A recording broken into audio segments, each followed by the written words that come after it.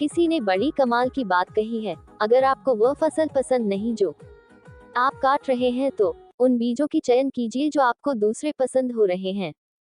एक छोटी सी कहानी है, यह कहानी है एक अमीर आदमी की है। उस आदमी को बेचैनी की दौर से गुजर रहा था और अपनी लाइफ में खुशी ढूंढ रहा था। एक दिन आदमी ने जाकर के डॉक्टर साहब से सवाल किया कि डॉक्टर साहब, ऐसा क्या है कि इतने पैसे होने के बाद भी मेरे लाइफ में खुशी के अनुभव नहीं हो रहा है, हैप्पीनेस नहीं आ रहा है। डॉक्टर ने अपने क्लिनिक में काम करने वाली बुढ़ी महिला को बुलाया और कहा कि अम्मा, आज आप अपनी कहानी इस आदमी को सुनाए। और उस आदमी से कहा कि आप ध्यान से सुनिएगा, क्योंकि इस कहानी के आखिरी में आपको समझ में आएगा कि खुशी, हैप्पीनेस कहाँ मिलेगा। तो और अपनी कहानी सुनाना शुरू किया। हमारे घर में मारपीट होता था, क्योंकि हमारे घर नशा करने वाले परिवार में से था। जैसे तैसे बच्चे को पढ़ने के लिए पैसे इकट्ठे होते थे। मेरे आदमी एक दिन नशे में काम करने जा रहा था। एक दिन ज्यादा शराब पीने की वजह से पति की मौत हो गई। 2-3 महीने तक परेशानी और चला, जैसे तैसे बेटे की नौकरी लगी। 2 महीने के बाद एक दिन बेटा घर आ रहा था, रोड एक्सीडेंट में उसकी भी मौत हो गई।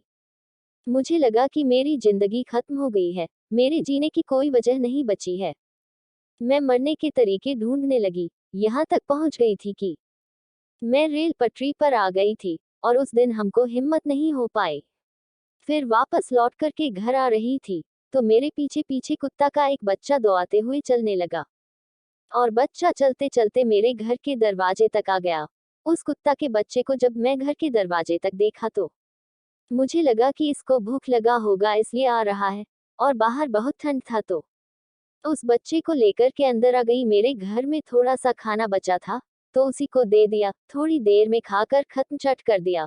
उस समय से बहुत दिनों के बाद मेरे चेहरे पर हंसी आई, तो मुझे रिलायस हुआ, तब मेरे चेहरे में खुशी मिली। तब मुझे लगा कि अगर कुत्ता के बच्चे की मदद करने से मुझे खुशी मिल सकती है, तो इंसानों की मदद करने से, लोगों की मदद करने से कितनी खुशी मिलेगी। उस दिन के बाद से मैंने अपने आस पड़ोस के लोगों की मदद करना शुरू किया, और जिंदगी में खुशी ढूंढने से नहीं बल्कि दूसरों को खुशी देने से मिलेगी।